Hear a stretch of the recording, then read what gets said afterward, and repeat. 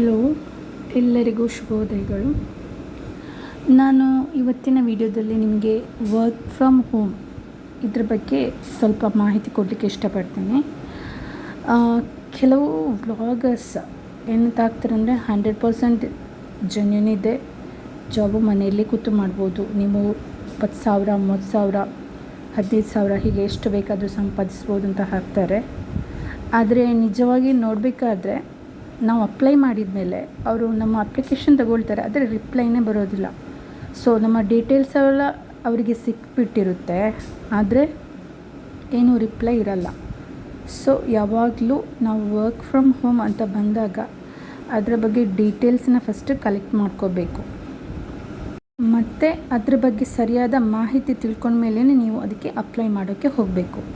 So ನಾನು next ವಿಡಿಯೋದಲ್ಲಿ ನಿಮಗೆ ಅದ್ರ ಬಗ್ಗೆ ಕರೆಕ್ಟಾಗಿ ಮಾಹಿತಿ ಕೊಡ್ತೀನಿ. ಅಲ್ಲಿ ತನಕ ಎಲ್ಲರಿಗೂ ಈ ದಿನದ ಶುಭೋದಯಗಳು. ನಮಸ್ಕಾರ.